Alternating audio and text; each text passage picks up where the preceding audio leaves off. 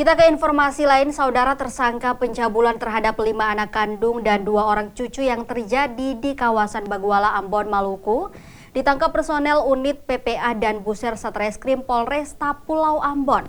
Pelaku berinisial RH alias BO ini ditangkap setelah salah satu anaknya yang juga korban melaporkan tindakan biadab ayahnya akibat mencabuli cucunya ke Polresta Pulau Ambon dan Pulau-Pulau Lease.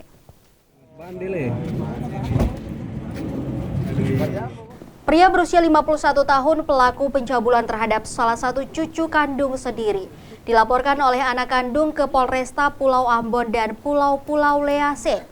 Perbuatan bejat ini diketahui pelapor setelah korban menceritakan kejadian itu kepadanya. Setelah menerima laporan, Satuan Buser Satreskrim Polresta Pulau Ambon langsung menangkap pelaku di kawasan Baguala, Ambon, Maluku dan digiring menuju Polresta Pulau Ambon.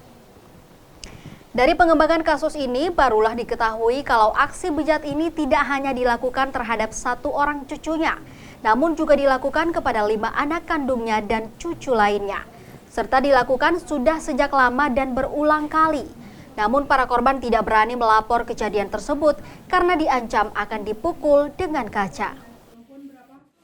Untuk kasus yang pencabulan yang dilakukan oleh ayah kandung sendiri, dia lakukan anaknya 5 orang dengan cucunya 2 orang. Itu dilakukan pada saat mereka masih SD dengan cucunya ini. Kemudian karena orang tua dari ibu dari anak-anak ini, dia merasa resah, kemudian dia berinisiatif melaporkan tersangka dan menyuruh anak kedua ini untuk melaporkan dengan tujuannya jangan sampai terjadi lagi ke.